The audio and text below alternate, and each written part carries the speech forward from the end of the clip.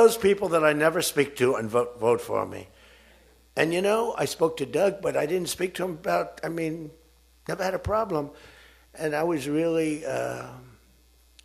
saddened by his passing and was thinking about not even doing the speech in his honor. But then I decided that I have to do it in his honor. I'll do it in his honor because he would have wanted it that way. He would have wanted it that way.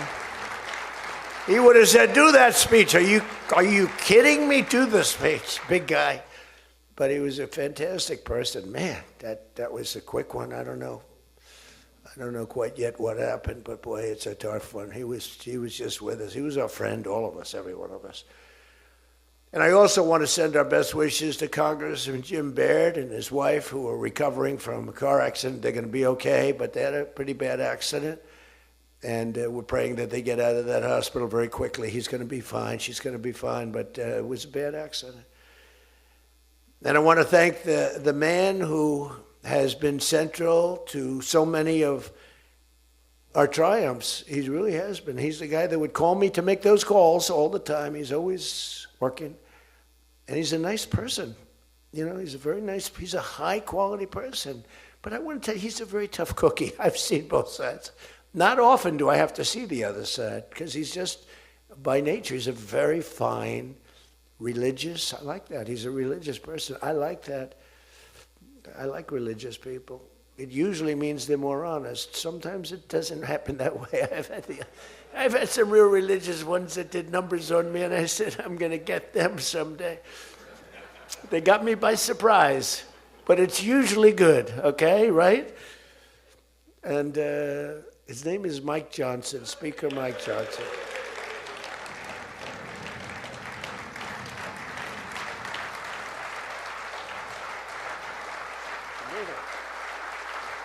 He has my complete and total endorsement. Stand up, Speaker. So, but it is true. A lot of times they'll say, I wish Mike were tougher. He's tough. He's tough as anybody in the room, actually. But can't be tough when you have a majority of 3. And now, sadly, a little bit less than that. A little bit less than that, maybe. But you can't be Trump. You can't, I want you. You make 10 enemies, 20 enemies. That's the end of that, right? Everybody loves him. I would say there's one person he's given up on. I think he just gave up on this guy. He's so bad. He never votes for us. But no matter how good, he won't vote for us. There's a sickness there. There's something wrong. You can have the greatest bill, the greatest for the country. Forget about for Republicans. Great, great, great for the country. I'm a no vote. We don't even bother calling him at 3 in the morning, do we? Huh?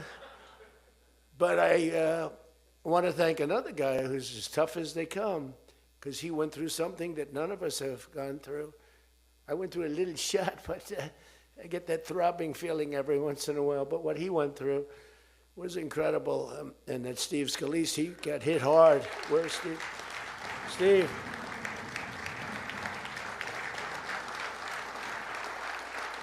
He's a tough cookie.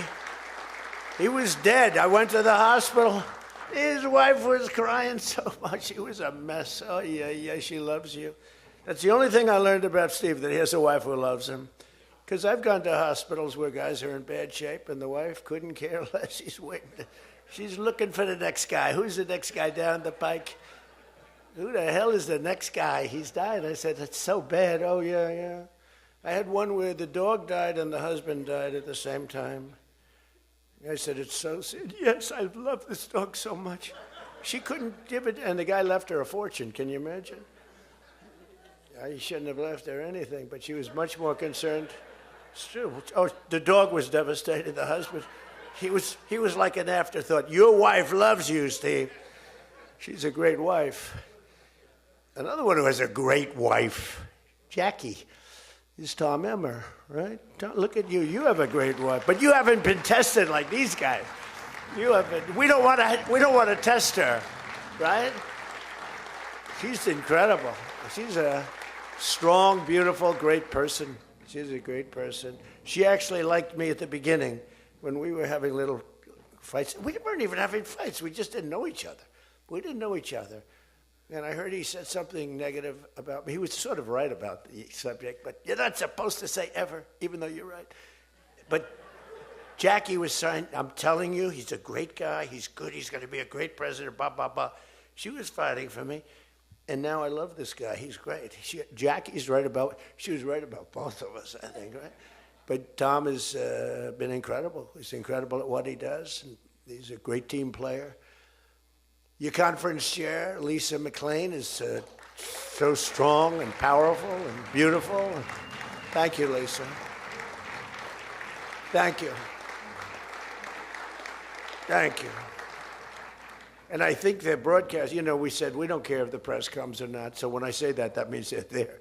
They're broadcasting all this, and I'm letting my feelings out because it's true. I feel that way about so many people in the room. I could say it about many of the people in the room. Some I don't know as well, but many of the people in the room. They're incredible people. You're incredible what you're doing. We also have another one, Richard Hudson, chairman, NRCC. Richard's always in there, always with a smile. No matter what's happening, Richard, he always has a smile. He's just a positive guy, smart and positive. Thank you, Richard. Really appreciate it. You do a great job. Republican Policy Committee Chairman, Kevin Hearn. Kevin, where are you, Kevin? Thank you, Kevin. Thank you. Did a great job. Every one of you got to be proud of yourselves. And basically the entire House Republican Conference. It's been really amazing what you've done. And we're going to give you some ammunition today. I said, I'd love to make a speech. The Speaker asked me, would you make a speech? I said, sure. You think Biden would do that? Would you make a speech? What? First of all, people wouldn't ask him to make a speech because it never worked out well, right? Could never find the exits. You finish, look, stare here, stare there, stare here. You could jump off the front if you had to. No matter what he did, he got himself into trouble. So basically, they didn't ask him to, but if he did, it wouldn't be good. But it's good with me because, we have so much ammunition. We have ammunition. The problem is the fake news. That's why I like being on. I'd much rather do live television than do non-live because, when they say, as an example in my speech, peacefully and patriotically to the Capitol, peacefully and patriotically. Do you know that the Unselect Committee didn't report it, that I said those words? Do you know that the news never reported the words walk or march peacefully and patriotically to the Capitol? Do you know they never reported it? It's a scandal. The Unselect Committee never reported that. They never reported that Nancy Pelosi was offered 10,000 soldiers, National Guard soldiers, whatever you want. No, I don't want them. And the mayor. The mayors were in writing. She was more honorable about it. But Nancy got caught when her daughter did a documentary. She's a documentariess. And she has her mother saying, it's my fault. I should have taken the soldiers or something. I saw that in the documentary. I said, whoa, this was a major story. Has she spoken to her daughter since that, But they just, they are vicious people, even on the attack. And it was an amazing military feat that took place yesterday. Think of it. An amazing military. The people are saying, well, thank you.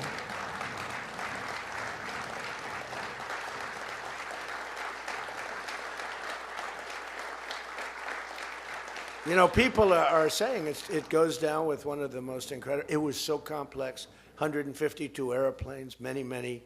Talk about boots on the ground. We had a lot of boots on the ground. But it was amazing. And think of it, nobody was killed. And on the other side, a lot of people were killed. Unfortunately, I say that, soldiers.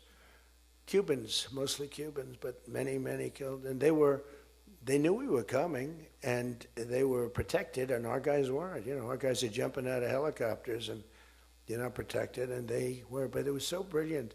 The electricity for almost the entire country was, boom, turned off. That's when they knew there was a problem. There was no electricity. Caracas said, there's no electricity. It's not the only people with lights were the people that had candles. It was just off. So we sort of got him a little by surprise, but it was brilliant tactically. It was an incredible thing. But I watched where Schumer, he's such a bad guy. I mean, I've known the guy for a long time, and he's such a bad guy. You know, at some point they should say, you know, you did a great job. Thank you. Congratulations. Wouldn't it be good? I would say that if they did a good job. Their philosophies are so different, but if they did a good job, I'd be happy for the country. They've been after this guy for years and years and years. And, you know, he's a violent guy. He gets up there and he tries to imitate my dance a little bit. But he's a violent guy. And he's killed millions of people. He's tortured. They have a torture chamber in the middle of Caracas that they're closing up. But he's tortured people. And now what they do, the radical left, they actually have people, and it's hard to get them. They're all paid people. Most of these people are paid. You know they're paid when they have brand new, beautiful printed signs by like the highest quality printer, and you have a woman, free Maduro, and the sign is before we even did the attack. You know, free Maduro. Why do you want him freed? I don't know, but he should be free.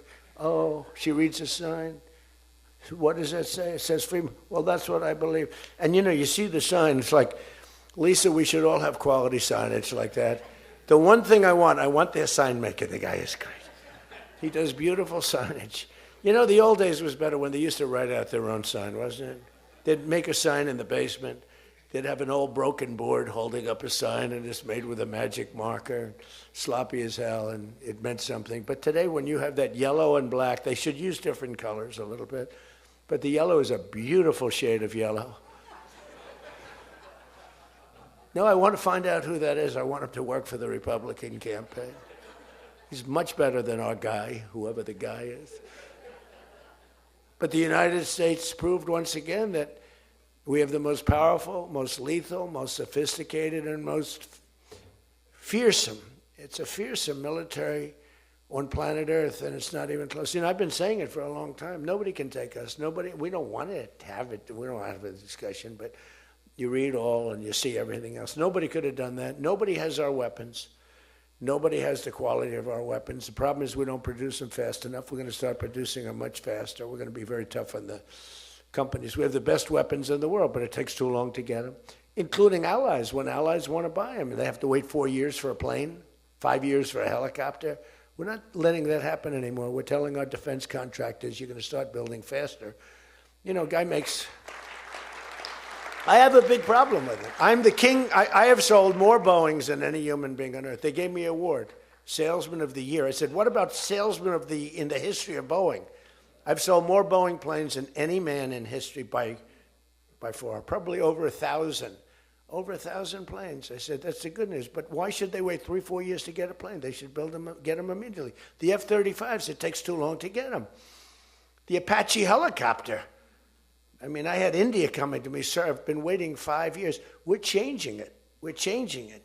India ordered 68 Apaches, and Prime Minister Modi came to see me. Sir, may I see you, please? Yes. I have a very good relationship with him. He's not that happy with me because, you know, they're paying a lot of tariffs now because they're not doing the oil, but they are. They've now reduced it very substantially, as you know, from Russia. We're getting rich because of tariffs, by the way. I hope everyone understands that. They hate to report. We're going to have over $650 billion poured into our country or coming in shortly because of tariffs. You know, they're finding all of these pockets of money. A couple of weeks ago, sir, we're off by $39 billion. Oh, is that good or bad? Meaning, do we have it or are we short of it? Sir, it's $39 billion that we can't account for. That means we have an extra 39. Yes, sir. I said, well, what are you saying? We just don't know where it came from. I said, check the tariff shelf.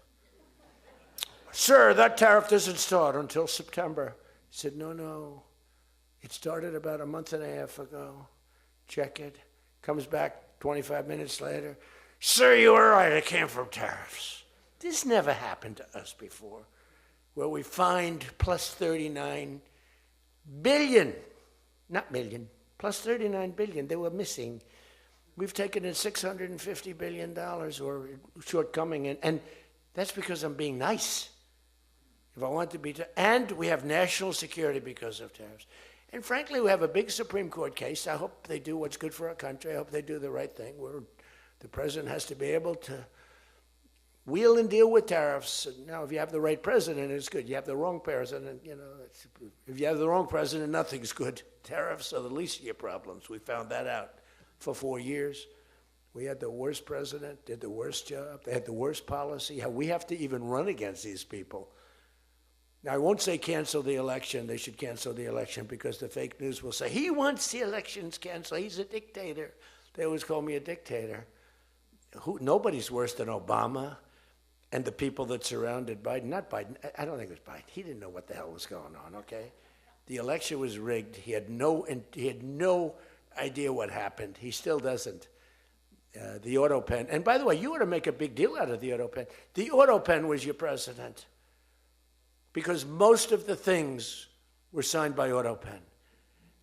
And you're not allowed to do that. I signed very little. Now I just sign everything because it's just so crazy. But like I had the other day, we elevated a general to 4 stars. I think you should sign that. That's a big deal. A general did a great job, was elevated to 4 stars.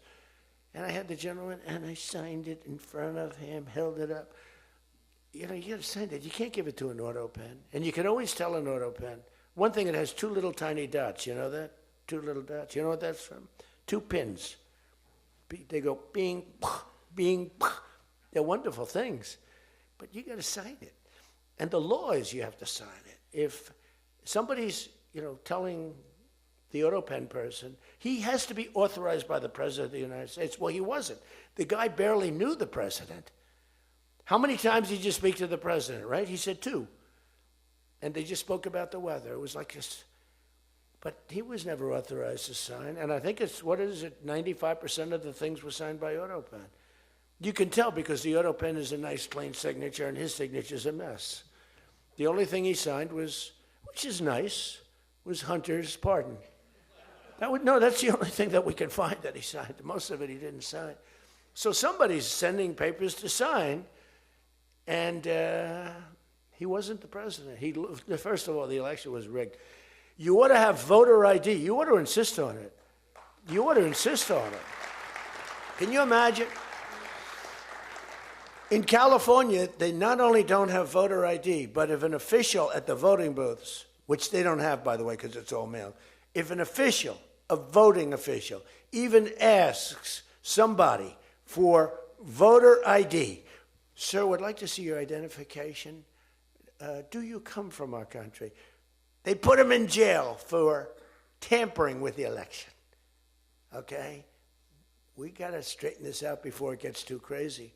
California is more corrupt than any place. California is more corrupt than Minnesota. And I won Minnesota. Well, Tom's going, I think so. Well, it's close. It can't be proportionately, probably nothing's more corrupt, right? We got to win something. Yeah, right. He says you got to win.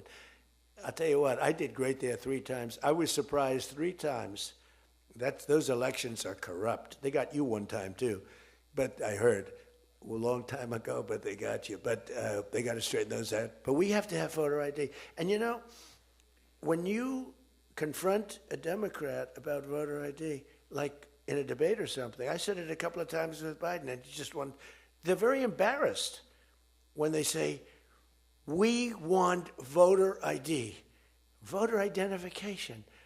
The only reason somebody doesn't want that is because they want to cheat. Our elections are crooked as hell. And you can not only win elections over that, and not only win future elections, but you'll win every debate because the public is really angry about it. And you ought to pass the SAFE Act, or whatever you're going to call it. Are we going to SAVE Act or the Save America Act? I think we're going to change the name a little bit. You're going to put that up for a vote? I think everybody in this room certainly should do it. And it's a bad vote for them because they're voting against things like voter ID and other things that are almost equal to voter ID. But when somebody says, no, we don't want voter ID, that means they're crooked. And the public understands it. You win elections with that. But I think it would be really important, Save America Act, if you would put that up for a vote. It's got my total endorsement. And all it is common sense things about the election. And they'll fight it like crazy because they cheat. That's the only way they can win. When you have policy so bad, when you have policy with men and women's sports, and they fight like hell for it. They still are. I saw the other day a person that you know very well, a congressman, was fighting like hell.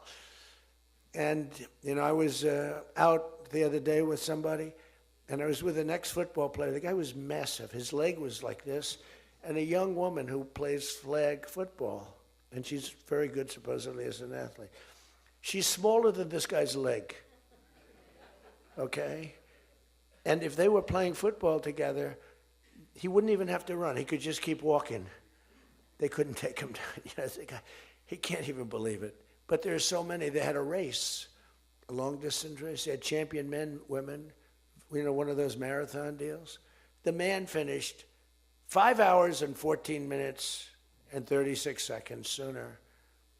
He beat the champion woman by 5 hours. It's so demeaning to women. It's so ridiculous, right? It's so ridiculous. The weightlifting, take a look at the weightlifting records. One record stood for 18 years, and it was broken by 112 pounds. They couldn't get 1/8 of an ounce, They'd put an eighth of an ounce on. And she's going to break the record for her mom, who's sitting in the front with her father. I'm going to break it, Dad. And she's out there. We're adding 1/8 of an ounce to each side. This record has stood, ladies and gentlemen, for 18 years. But she's going to do it. She's looking to get into the Olympics, right? And she gets up, and they put a little tiny thing like this, little thing. And my wife, by the way, hates when I do this. She said, she's a very classy person, right? She said, it's so unpresidential. I said, but I did become president. She hates when I dance. I said, everybody wants me to dance. Darling, it's not presidential. She actually said, could you imagine FDR dancing? She said that to me. And I said, there's a long history that perhaps she doesn't know. Because he was an elegant fellow, even as a Democrat, right? He was the attack by Japan, he was quite elegant. But he wouldn't be doing this. But nor would too many others. But she says, darling, please, the weightlifting is terrible. And I have to say this, the dancing they really like. She said, they don't like it, they're just being nice to you. I said, that's not right. The place goes crazy. They're screaming, dance, please. But the weightlifting, but no, the girl gets up. And you see, I want to be more, but I have somebody watching. I want to be more effusive. I want to really, But she gets it, and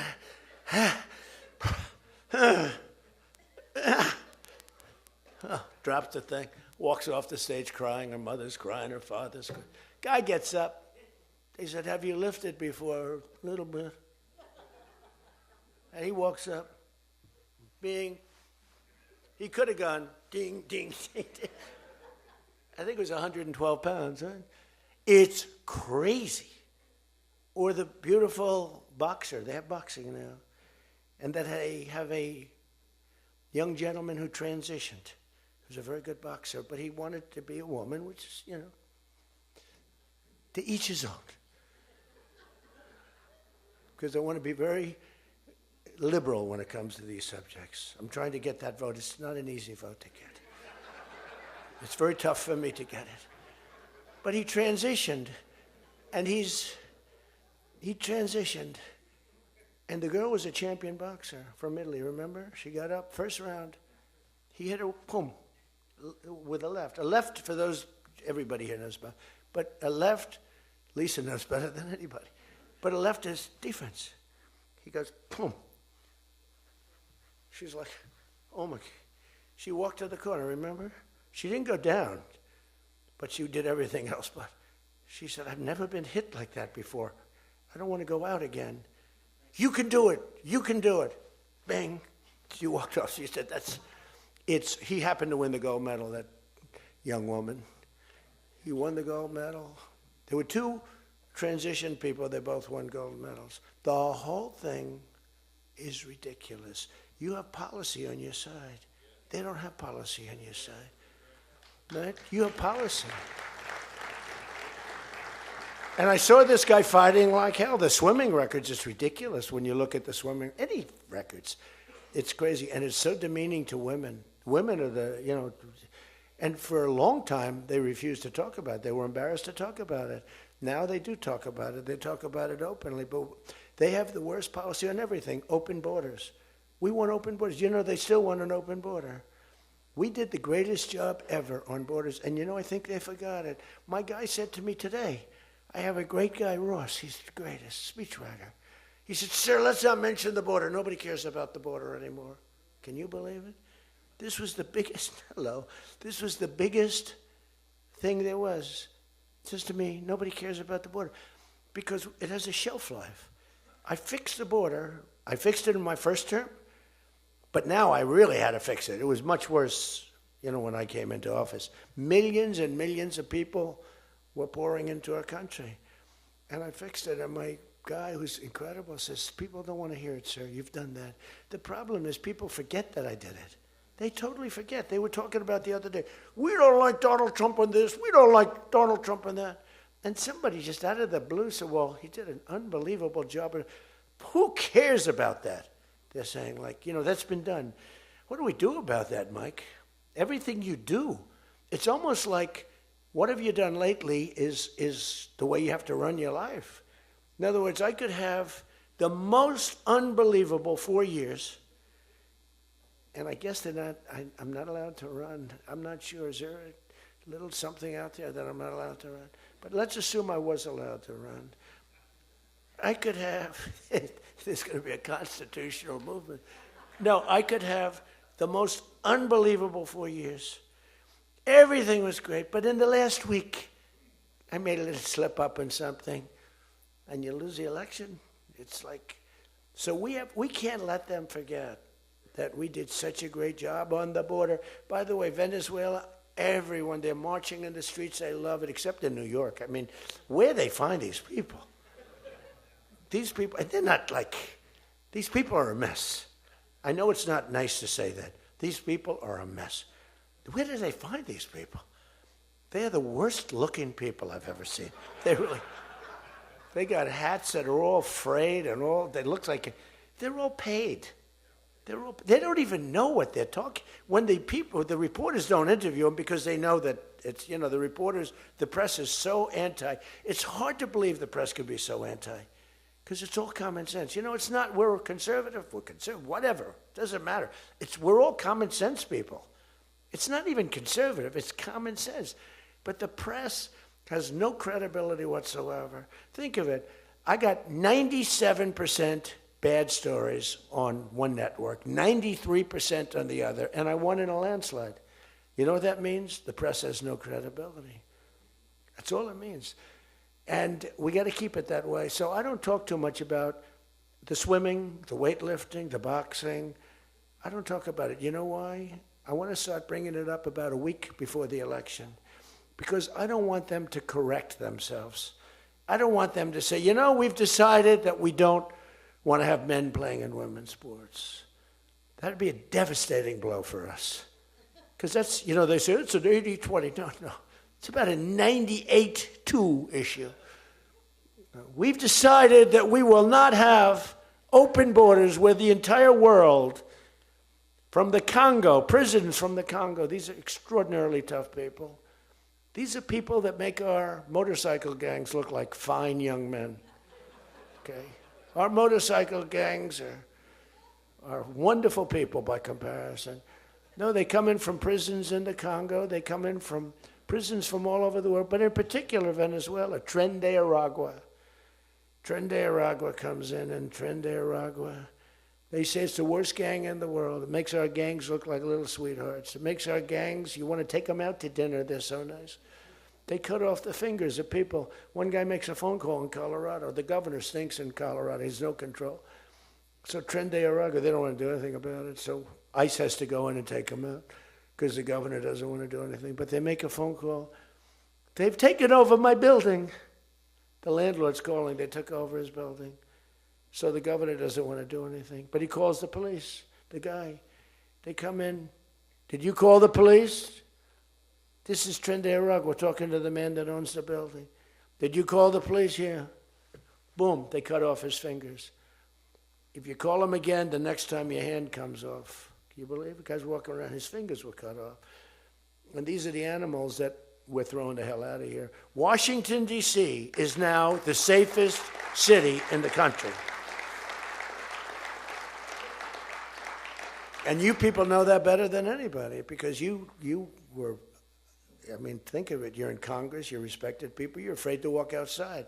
Washington, D.C. Now, we had a terror attack 4 weeks ago, and one person's looking down from heaven, and the other one is actually recuperating and going to make it, I think, but really badly hurt, really badly hurt. Most positive mother I've ever, no, my son's going to be fine, sir. The mother was telling me that the night of the attack, I went just like I went to you. I spoke to this incredible woman. Sir, everyone's praying for my son. He's going to be fine. The doctors thought she was, just hoping against hope. There was no chance. And 2 weeks ago, he got up and started walking around. It's amazing, actually. So maybe some really bad. It looks like he could be okay. He's going to have pretty bad after effects. But that was a terrorist attack on people that are doing a great job. And it could have been anywhere. But we haven't had a murder. We would have, on average, 2 murders a week in Washington. I don't even like talking about it. Two murders a week in Washington, D.C. We haven't had one in 7 months. People can walk out now. You can walk down with your wife down to the restaurants, which are booming, by the way. I mean, if you go back to before I got in, and we did a pretty good job 4 years ago, but there was never this, in my first term. So when we were during the first term, we were pretty good, but it wasn't like that big of an issue. It became a big issue because people were being mugged all over the place. We had a couple of people working in the White House that were killed. We had one guy waiting for his wife in a car. They said, "Get out of your car." He said, "Well, I'm waiting for my wife." They blew his head off. The wife is walking up to the car. Animals. And then they get angry when I say, "They're animals." Nancy Pelosi, "They're not animals, they're human beings." No, they're not. This is another thing. That's a 98-2 issue also. No, they're animals, and we've taken them out. We've took out over 2,000 people, brought them back to their countries from where they came, or they're in prison now in Washington. Because it's not just like, you have to take the bad ones out. 2%, 3% of the population causes 90% of the crime. Think of it. 2% of the population in Washington, D.C. causes 90% of the crime. So when you get rid of the 2%, we took out over 2,000 people, got them out of the country or in prison. Some were so bad that we didn't want to send them back to their countries because they'll come back in, even though it's hard now, but they're pretty smart. They're sick, but they're smart. But you're now living in one of the safest cities in the country. It's a great thing. You can walk to the restaurants. Restaurants are booming. New restaurants are open. They were all closing. You wouldn't have had a restaurant. And I don't know about you, but to me, those soldiers standing there look so good. I'm not going to feel safe walking down the street without them. I don't think you would either. Even though, we took out so many criminals, I just feel better. To me, they're beautiful. I look at these soldiers, and you feel safe. You feel safe. I don't think if we took them out, even if the crime wasn't much, it would definitely be more. We did a great job in Chicago. They don't want to talk about it. We, against all this slob of a governor, this stupid slob, who's the family threw him out of the business. He was a dope, and the Pritzker family, but they threw him out of the business. And the mayor, he's a low IQ person, extremely low IQ. We should give everybody like these competency tests, right? the cognitive, they call it cognitive. You know, I'm the only president that went for cognitives. I think every president and vice president should be forced to take cognitive exams, mental tests, like, are they intelligent? Wouldn't it be nice? Do you think Walz could pass a cognitive test, as an example? Do you think Kamala could? I don't think Gavin could. He's got a good line of crap, but other than that, he couldn't pass. I mean, here's a guy who didn't want to have water coming down from the Pacific Northwest. Why? You know, they have a little tiny fish, this big, it's a little tiny fish. Not doing well, you know why? No water. They're sending water. It's too much. It's killing the fish, so they cut it off. And then they have 25,000 houses burned down. They don't know why. No, I think, I believe in it. I'm the only one that took a cognitive test. I do, it's the worst. If I don't do a medical exam, because I've had times where I went longer, because I'm busy. If I don't do a medical exam, they say, Trump's not doing an exam. There must be something wrong with him. If I do the exam, they say, why did he do this? Why did he do this part of an exam? He did too much. There's something wrong with him. Do you remember there was a period, Mike, where I had 32 days in a row I did one press conference, 2, 3, sometimes 4. I do them behind the desk. I don't even just do it. I do press conferences. But I do many press conferences. So in 32 days, and then one day, just one day. This is 32 days in a row. Must be some kind of a crazy record. Then one day, do you remember I didn't do one? Because I took Kai, my very brilliant golfer, beautiful young lady who swings the club so beautifully. She's a great scratch golfer and loves playing. Grandpa, would you take me to play golf? So I ran, I play golf in like record. I play speed golf. It's better that way. You know the expression? Miss it quick. No, I play speed golf, but I'm a good golfer. Everybody knows. Anybody that I've beaten in this group. But I love to play golf, but I don't get to play much. But I took off 2 hours, and the press couldn't find me. But they knew I was there because they follow me. And I was getting, are you okay? Guys are calling me up. Some of the guys in this room. Sir, are you okay? Yeah, what's the problem? There's a report, sir, that you're no longer with us. Remember that? No. The report was that I don't want to use the D word. It's such a horrible word. Dead. I don't like that. There's a report, sir, that you're no longer with us. I said, well, I just hit a 280-yard drive. This isn't bad. And, it's one of the, and it took me a couple of weeks to get that one straightened out. The new one is they did a report in the fake news New York Times where I worked this day from early in the morning till late in the evening, but we don't give out a full schedule. It's like who the hell wants to give out a schedule to these people? But it's all work. And this, in particular, this day was brutal. I never got to leave the seat. You couldn't do anything. It was just one after another after another. And this went on from early in the morning till late in the evening. And my people gave out a report. He had lunch. They show a report, lunch with somebody. And they did a story. Donald Trump is slowing down. He only had lunch. And then he went back up. And they said, that's malfeasance, whoever did, right? No, it's terrible. I was actually more angry with my people than I was with the New York Times. But they wrote a story. And it takes you a period of time to recover from these hits. And it's almost no matter what you do, but you have to keep a positive eye. But we have a fake press.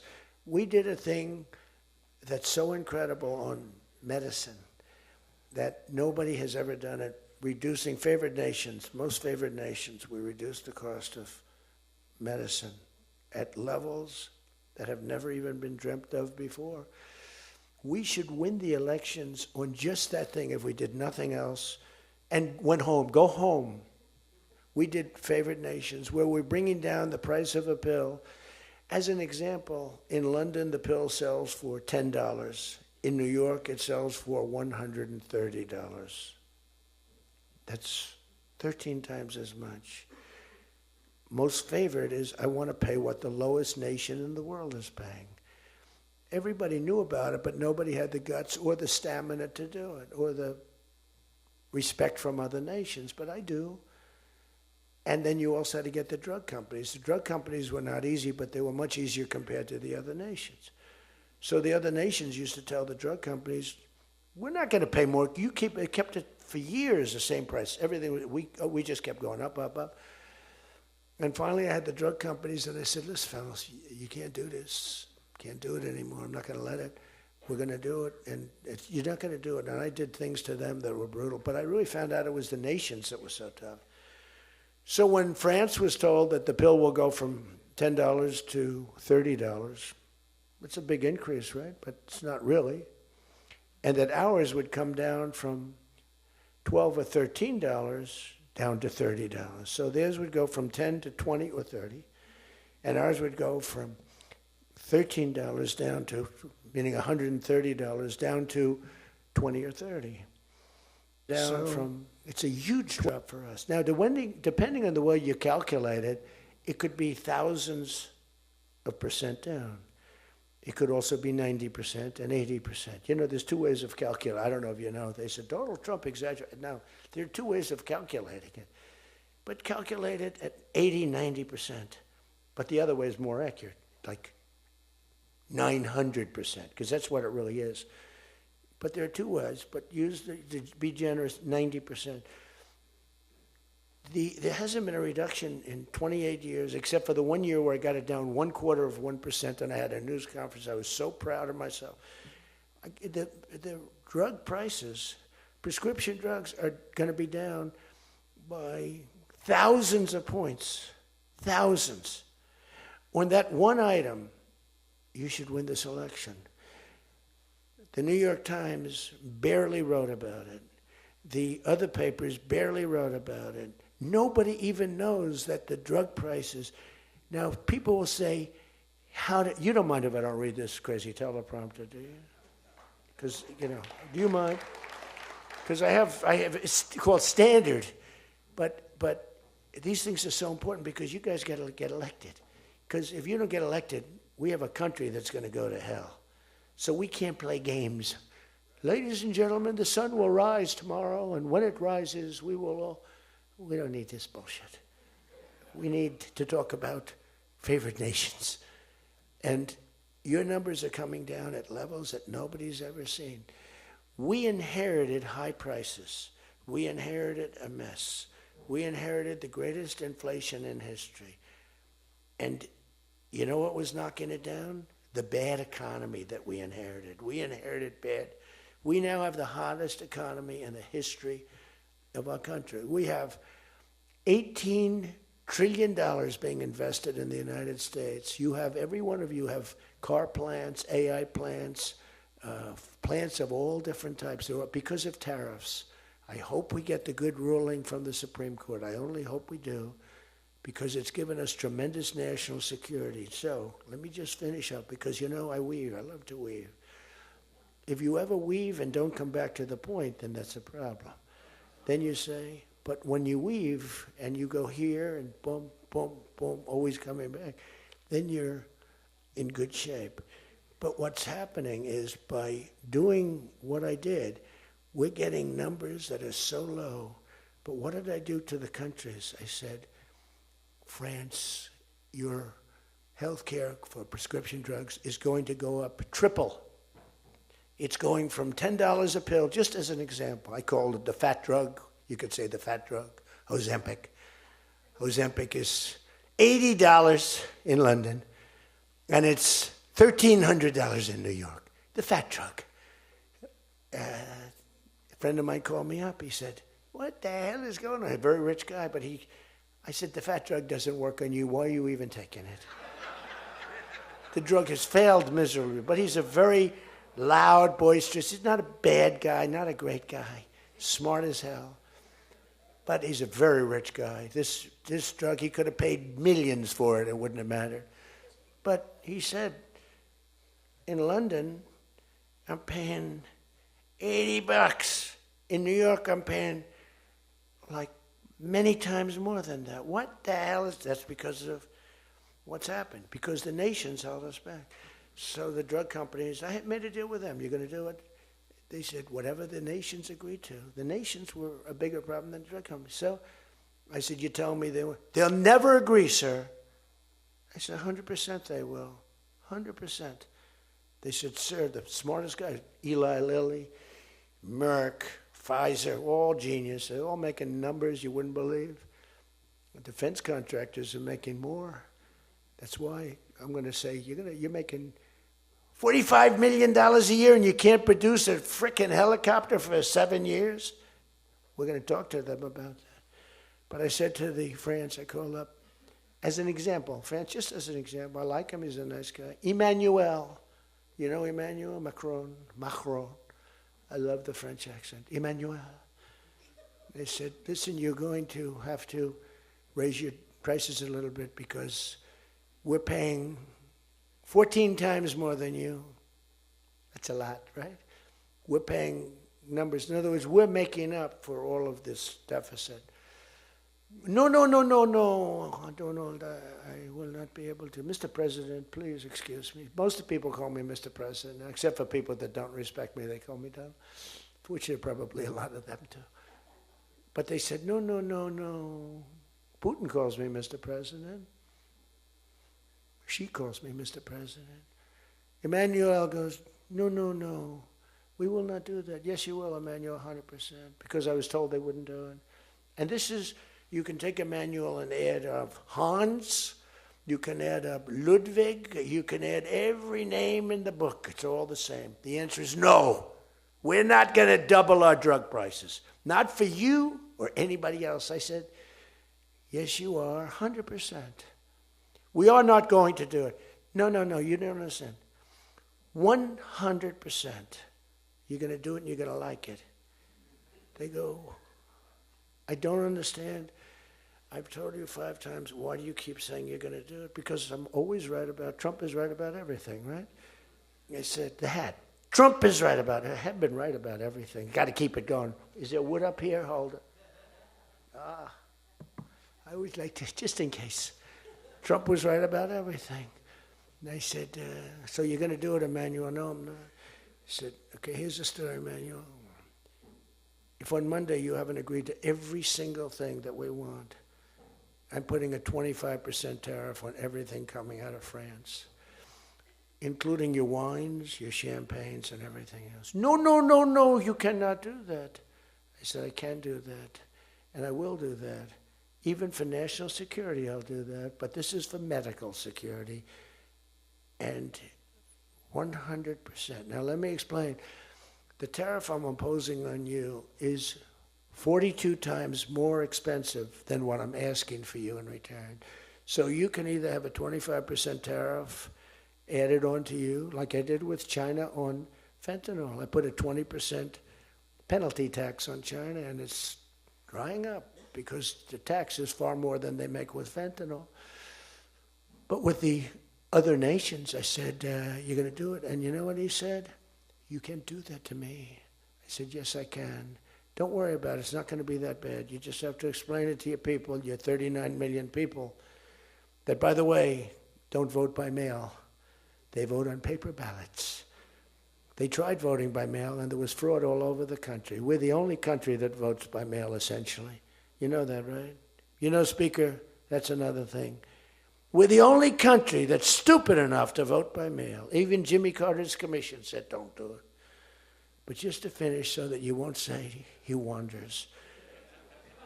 Emmanuel said to me, Donald, you have a deal. I would love to increase my prescription drug prices by 200% or whatever. I would love to do it. It'd be such an honor. Whatever you want, Donald, please. Don't tell the population. Please, Donald, I beg you. Every country said the same thing. No, we will not do this. Some were strong, some were very nice, some were rude. But they all said one thing: no, we won't. And within, I'd say on average, 3.2 minutes, they were all saying, we would be honored to quadruple our drug prices. So we would be honored to quadruple our prices if that's what you like. We want to make you happy. Okay. Therefore, I will not charge you a tariff, and you're going to increase your drug prices by 3 times what they were paying 2 days ago, right? And we have now favored nation. You think Biden could do that? I don't think so. Think Biden ever thought of it?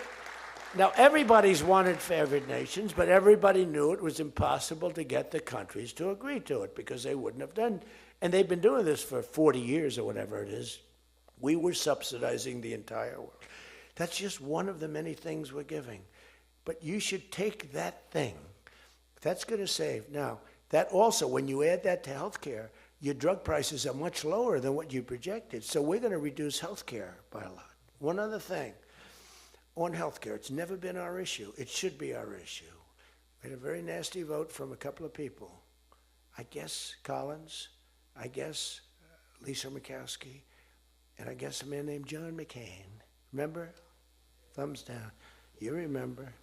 He said, I'm all for 10 years he campaigned. I don't want to be nasty, but for 10 years he campaigned on Obamacare. We're going to destroy Obamacare. We're not going to do it. And then we're going to terminate it. And then, it was a little surprising. We could have had health care, good health care. Obamacare is bad. And the people understand it's bad. And the premiums are horrible. But one thing I've learned a lot about healthcare. I found healthcare sort of like not of tremendous interest, but it was very important. And I made it of tremendous interest. So I made a statement a couple of months ago because I saw the numbers. I said, boy, because, I like to see what's going on. That's one of the reasons. By the way, we set an all-time record again today. We have the highest stock market in the history of our country by far, every single month. That's another thing you should camp. They like to demean that. The Democrats, well, that doesn't mean anything. That's just, no. That means jobs, and it means 401ks, because a lot of people have 401ks. And they have, best lawyer in the room, the best, have 401ks, and they have 401ks like, I had a young policeman. I told this story twice, but it was the same thing. This was a recent case. I had a case years ago, because I had a great economy. We had the greatest economy in history during my first term. My first term was a tremendous success. But again, nobody wants to talk about that. We rebuilt our military. We did things that nobody could have done. We did a great job. This term is blowing it away. It's blowing every term. There's never been a president that had a year like this, especially a starting year. And we should win based on that too, all things. But the 401k, so there's a policeman, and he comes up, and he was guarding me along with lots of other people. Sir, I want to thank you. What? My wife thinks I am the worst investor in the world.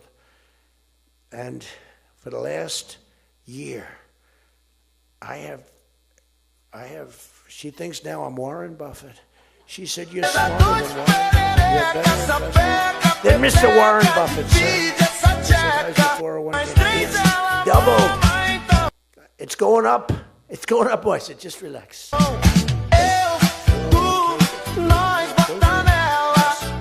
The people. We have the highest stock market in history. 47 days out of 11 months. We have just a piece of the last month left for the first year. 47 days out of 11 months, we hit a new record. Well, we hit one last night. We hit another one today, I understand. But we hit one last night, a new record, brand new record. All exchanges, not just, Dow. Dow was up, but all of them. We have another record, that's the 47th time in 11 months that we've hit an all-time high. And the future, because we have more money coming into our country than any country has ever had by far. The record was about $3 trillion many years ago by China. We've got $18 trillion pouring into our country. You know why? Because of tariffs. Because if they build a factory, they don't have to pay any tariff. But if they make it, in another country and they send it in, they have a very big tariff to pay. So they can't pay that tariff, so what they do is they come in and they're building. By the way, this is what China did to us for many years. It's just reversing it. Other than we have a great product. We were losing our product though. Tell you what, if I had lost this election, if you had Kamala, it's the same thing, Joe and Kamala, I call them equals. If you had Kamala come in, I believe that our country would have been Venezuela on steroids. I used to say that during the campaign. If I don't win, we're going to have Venezuela. So we have 18 trillion coming in. I think we could hit 20 trillion by the time the year is up, right? It's less than 1 year, 18 trillion. The record is $3 trillion. $3 trillion is a lot of money. 18 trillion is not even thinkable. That's all investment. That's building factories, that's building plants. You know how many car factories we have? Half of you guys are having car factories. Where you are, Louisiana is doing great. Georgia, right next to you, is doing great. Hello, nice guy. All nice people. Actually, in this room, I can't see it. Is there anybody I'm supposed to dislike in this room? I think that a couple of people maybe didn't show up. There's only one that I really dislike. I mean, the same person that Mike gave up on, because there's something wrong with him. He's a sick person. But there's only one, really. The others, you just have to understand them. You know, they have some problems too. But you just have to sort of go with them and understand them, feel sorry for them, advise their family, are they okay? Because what we're doing is right. But $18 trillion, car plants being built. I was in Japan. Somebody admonished me, he shouldn't be traveling. I don't like to travel. But when I travel, I make a lot of money for the country, not for me. For me, I don't care. I have a much higher purpose. I have plenty of money. I don't need money. I don't want money. I want to make money for the country. And like I did with Intel. Intel came in. They had a problem. I said, I can solve the problem, but I think you should give the United States 10% of your company. He goes, whoa. I said, yeah, I think I can help you with the problem, but you got to give the United States, not me. Sometimes I'll say, give me, but when I say me, I'm talking about, I'd love to accept it, but I don't think that law enforcement would like that, right? I'm very cognizant of law enforcement, perhaps more than anybody in history. Actually, a friend of mine who's really smart said, you know, you've got to be the most honest guy in history. Because you have been examined, your books, your records. I have a big business. Every record, I had these Democrats hired the biggest accounting firms, the biggest law firms, the biggest. I went through years of abuse. And here I am. They didn't find anything wrong, remember? We want his tax returns for years. We want his. Finally, the Supreme Court, shockingly, I'm the only one. This couldn't happen to anybody else. You have to give your tax returns, right? I gave my tax returns. They're from here to here. It's a big business. It's a great business. And I built a great business, like much bigger and better than anyone even understands. But I gave my tax returns. They go from here to the ceiling practically. They got them. Headline, Trump to give tax returns. Supreme Court ruled I had to give my tax return. Can you believe it? Everyone said, you're not supposed to do that. And by fighting, they think you're trying to hide something. You know, naturally. I gave my tax returns. That's the last we ever heard. They hired the biggest accounting firm in the world, most powerful lawyers in the world. They spent millions and millions of dollars going over those returns. There hasn't been one story that I did anything wrong. So this friend of mine who's highly sophisticated, rich guy, smart guy, said there's nobody that I know that could have gone through an examination like that and not ended up in prison. Nobody ever had to suffer like I did. Nobody ever did that to anybody else. You know, there was an expression, Andrew Jackson was the most abused president in the history of the United States. You know who second was? This is before me. You know who second was? Abraham Lincoln. But he had a civil war. So we have to give him a pass. But Andrew Jackson was treated horribly. He was a great general and a good president. So bad that his wife died. I mean, his wife died. They were horrible. But I just saw a report came out the other day. I blow them away. He never got impeached twice. I got impeached twice on nothing. On a perfect phone call, remember? Perfect phone call. Tim Scott, who's a great guy, great, wonderful guy, South Carolina, straight guy, right? He is a good guy, good person. He's an honest person. He read a transcript. Thank goodness I had a transcript. Essentially, the call was taped because they tape calls. I didn't even know. So was that call taped? Yes, sir. I said, oh, well, bring it down. I don't even know. And we read the transcript. It was perfect. It was so good. I told Ukraine not to cheat. And if you see any cheating, report it to the Attorney General of the United States. That was my call. They said, he was trying to intimidate. All I said is, don't cheat. And we have a signed agreement that Ukraine can't cheat. You know that. It's the only country we have actually signed. They violated the agreement many times, I would tell you. You'll find out. I was right about that too. But nobody's gotten cheated. But this guy said to me, for you to have escaped. But the one thing, and I'll just end it, because Jim Jordan back there, world champion wrestler, 128-1. Whatever happened to the one guy? The Russian. He lost to, how dare you lose to a Russian? Do you know the more impressive record for Jim? Because I'm a big sports person. I love sports. Jim went to high school. As in high school, he was considered like the top wrestler. But he was undefeated in high school. Now, what that means is that as a freshman, he was beating seniors. Is that true? Were you actually undefeated? Seriously, were you undefeated in high school? That means as a freshman, he had to beat seniors, Steve. Nobody could, because there's such a difference between a freshman and a senior. To me, that's more impressive than anything. But I'm also impressed with his fight. Now we have to close the deal, Jim. We got to close the deal. Close that deal. So, I respect. I saw Jim, and the first time I met Jim, I looked at him, and I said, tough-looking guy. But I noticed the ears, they were a little rough. They were a little bit of a rough. Some people would say a little cauliflower on that ear. They said, Jim, have you wrestled before? Yes, I did. Where? Was it Ohio State? Something like, he was an All-American at Ohio State. I said, yeah, I could sort of tell. I look at the ears and I can sort of tell. But have you had plastic surgery on your ears, Jim, now? Because they look better now than they did the first time. They've healed over the years. They've healed. Actually, now you're wrestling with probably much tougher people, the radical left lunatics, right? But anyway, so I just want to leave it by this. I want to say that you are great people.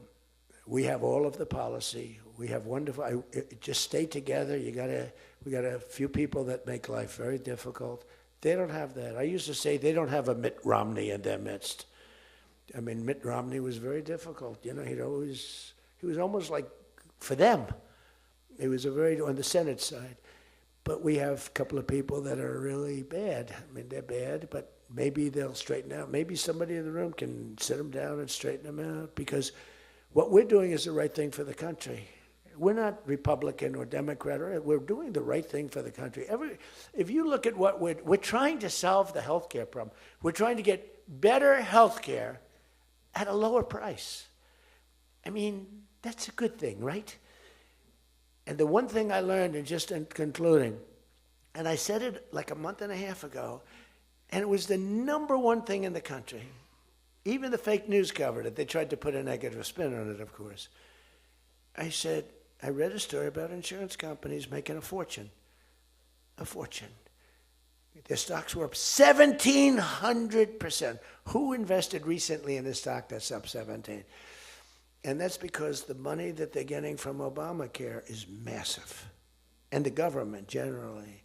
That means they're making a fortune. And as soon as that, because I have a natural, I don't want to say it again, but I have a natural business instinct. I do. I've always done things. I've done some things that people said you're crazy and I made a lot of money with.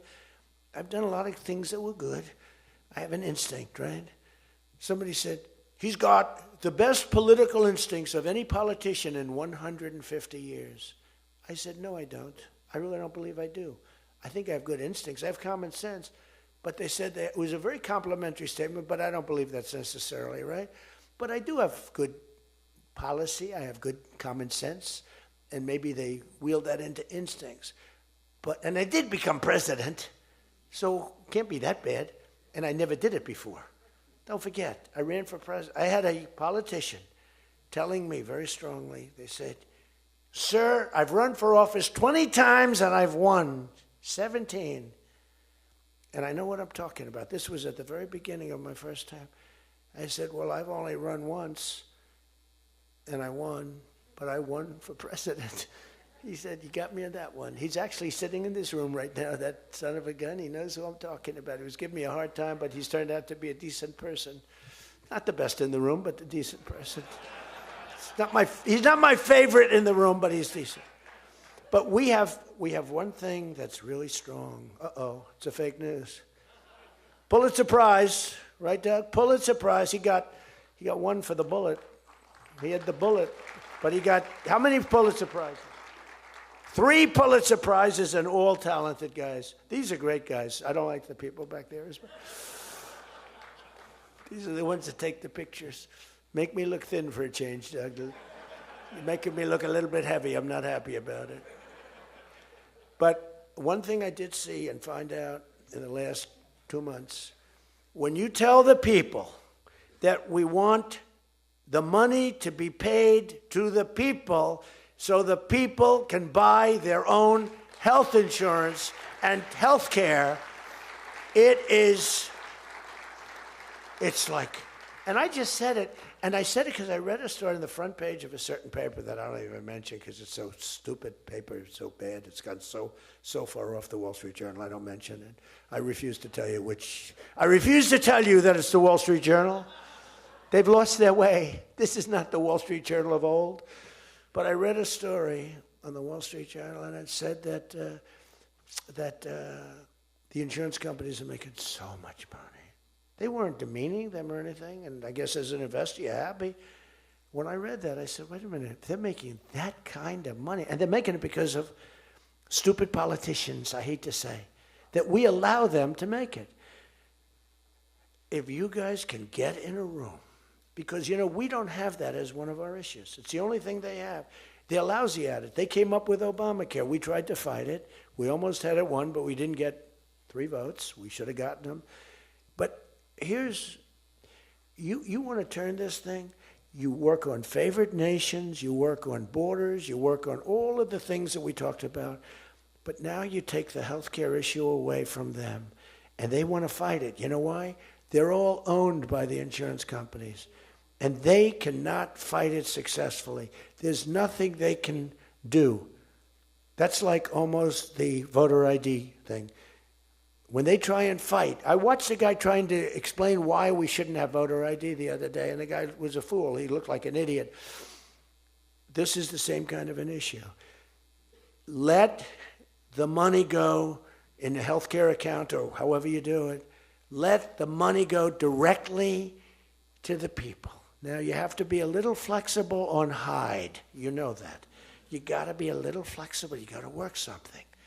You got to use ingenuity. You got to work. We're all big fans of everything, but you got to be flexible. You have to have flexibility. I came out with a statement. Let the money go not to the big fat cats in the insurance companies that made 1,700% over the last short period of time. Let the money go directly to the people where they can buy their own health care. And I'm not sure that I've ever said anything that was more impactful. I say a lot of things and have a lot of good ideas. And this was an idea that, the whole world went crazy. The whole country went crazy. The world went crazy with envy. If you can somehow do that, Mr. Speaker, Tom, all of you, Steve, if you can do that, you're going to have, this is going to be your issue. And the other thing is fertilization. They're trying to hit us on fertilization. They were dead on fertilization when I got a call from a very wonderful young senator from Alabama saying they had just lost a case. And the case, I've never been met with such scorn. Friends of hers were just going crazy. And I said, explain the issue to me. And it was on IVF, the fertilization. A judge ruled against and said all fertilization places have to be closed down, like immediately. It would have been a disaster. And fortunately, I picked it up, and we owned the issue. But now I understand they're trying to make a case on fertilization. You can't let them do that. Very important issue. All of these issues are very important issues. But you can own health care. Figure it out. Let the money go directly to the people. It goes in a health care account. There are numerous things you can do. But you have to no money for the insurance companies. I'm going to meet with the insurance companies. I said, I'm going to meet with them. Because I met with the prescription drug companies, and that's when I found out what was going on with the fact that we were paying 10 and 13 and 14 times more money than Europe and other places. I learned that at the meeting. Now I'm going to meet with them in a few days. I'm meeting with them all, 14 companies. I'm meeting with them all.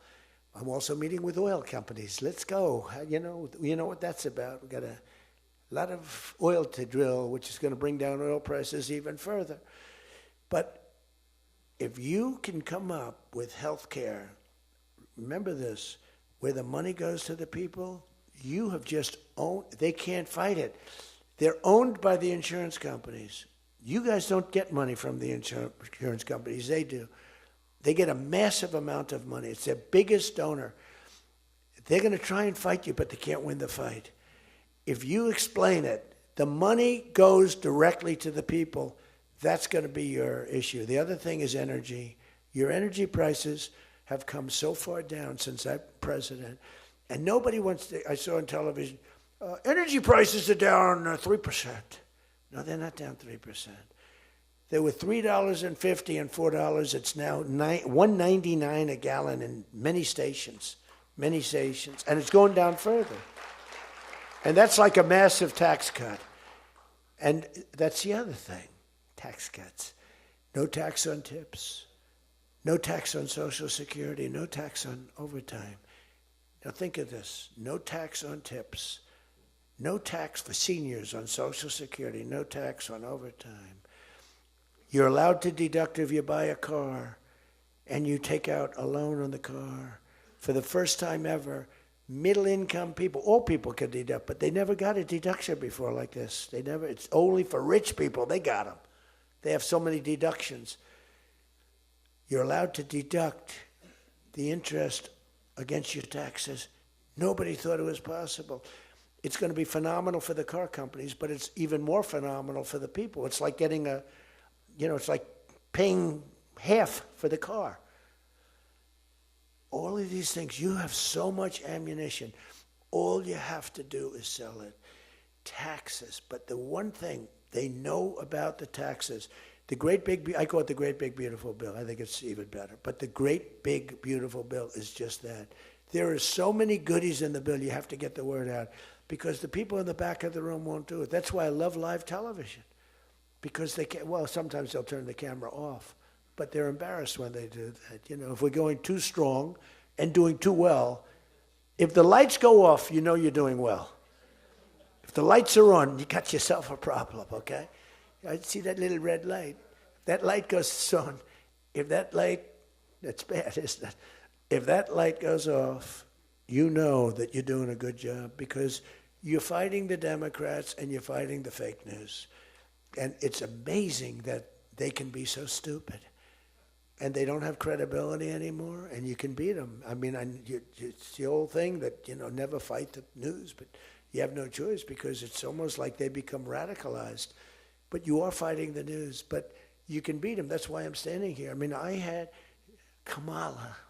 I was beating Joe by 30 points. And then they changed him. That's like a fighter in the ring. He's losing, and they said, let's put somebody else in to take his place. Very unfair. They changed in the middle of the election. They said, he's going to lose, so let's give somebody else. And fortunately, she was just as bad as him. Probably slightly. I don't know. Would you say as bad or worse? Close. Pretty close. But it took 6 weeks. There was a honeymoon period. 6 weeks. It took 6 weeks to find out that she didn't have what it takes.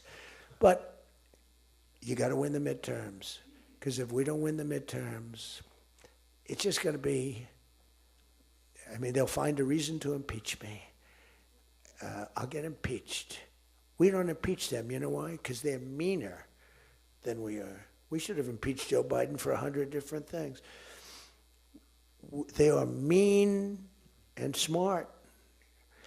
But fortunately for you, they have horrible policy.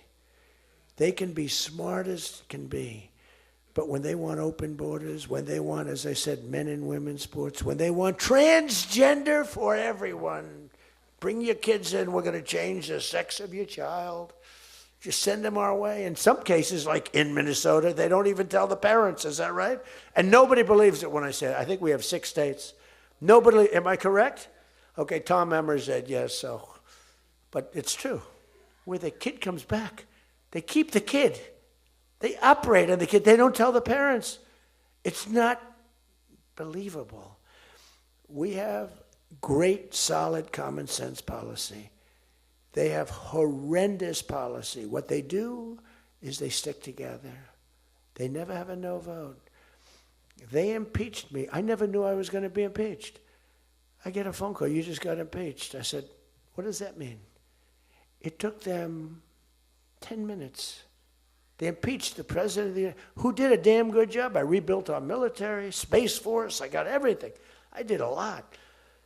They impeached me for nothing, twice, for nothing. Fortunately, you were on our side, and we were unanimous. And the second time, the few people in this little group, like Rice and this, they're all gone. Every one of them is gone, except one that we're going to sort of let ride with. Some guy that has a state that you might as well just let him ride. But think of it, everyone's gone. Everyone's gone. It makes me feel so good. I don't want to feel vicious, but I'm so happy that everyone. And they're seriously gone, too. They lost in landslides. This guy named Rice, he lost by 48 points, right? Remember him? Oh, no, there he is. What a job you did, Mr. Fry. Congressman Fry. I looked around for somebody. It's true, this was a good choice. We've made some bad choices, too, because you have to do it. I said, who the hell can run against this guy, Rice? It was a Trump plus 40 district. They had riots around his house that night. You know, he voted, I vote to impeach. And that night they had riots. So they said, who the hell? Just give me somebody. A warm body. And then, no, it has to be a living, breathing person. And then if I could get a genius, it would be good. And we got a guy who is so good, he's been, I think, are you happy with him? I think so. Stand up, bro. He's great. I said, where does he come from? He's like a senator, state senator or something. I said, all right. I spoke to him one time. I said, you're accepted. But little did I realize how good he was. You did a great job. You've done a great job, and the people love him. So he has done a great job. I just want to say this. I haven't read one word on this thing. Who the hell else could do this? And I think I gave you something. It's just a roadmap, and it's a roadmap to victory. You have so many good nuggets. You have to use them. If you can sell them, we're going to win, because we've won 2 races in like 50 years. It's for whatever reason, I don't know why, but just don't fight it. It doesn't make sense. There've been 2, and they were unusual circumstances. So whether it's a Republican or Democrat, whoever wins the presidency, the other party wins the midterm, and it doesn't make sense, because we've had the most successful year probably in the history. They say, and now you add what happened essentially yesterday, we've had the most successful first year of any president in history. And it should be a positive, and make it a positive. So With that, I leave you. I do. And I started by saying I love you all, and I'll end by saying I love you. You're amazing people. What you do for this country is incredible. And thank you all very much. Thank you. Thank you.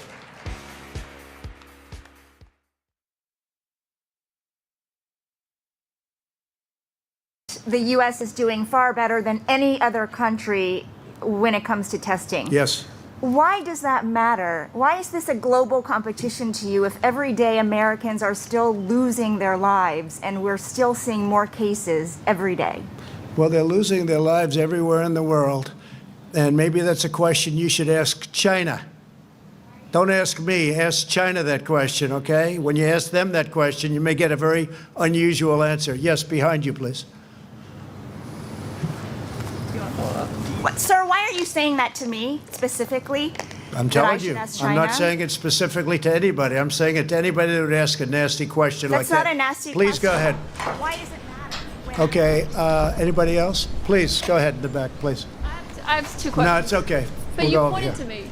I have two questions, Mr. Next. President. Thank you very much. Next, please. And, But you did- thank you called for on being me. here as I we did, take a and you very didn't vital respond, action and to now I'm protect calling and on defend American Sorry, I just- farmers The young and lady in the reduce back, prices please. I just for wanted to let my colleague Okay. finish, but can I ask you Ladies and consumers, gentlemen, we've thank you done very that in much. so many Appreciate different it. fields, Thank you and very this much. is a little bit of a Despite different the field, nearly 1.8 but million we're tests that bringing you say the prices United way States down. has We done, inherited a the total Inspector mess from the General Biden for the Department of Health and Human administration. Services Highest released inflation in the a country's report history, today, a survey and very, of very more high than prices. 300 hospitals across the country. And the number one complaint from those hospitals were severe shortages of testing supplies and Well, a it's really just wrong. long wait time. I mean, It's a just week wrong. or longer. And did I hear the word Inspector General? Really? It's wrong. And they'll talk to you about it. It's wrong. Your own government. Well, where did he come from, the Inspector General? What's his name? It came from the Inspector No, General what's his name? report. What's I his don't name? know his name Well, off the top find of me my his name. head. Let me know, okay? If But- you find me his name, I'd appreciate it. But sir, these are hospitals All I can tell that you do is not- this: we sir, put up on the these board. hospitals- You're going to ask the Admiral, but these we are hospitals doing. who say that they're waiting a week or longer Fine. to get their speak to test the Admiral. results. Why But is we've it done still more taking so testing long? and had more results than any country anywhere in the world. They're doing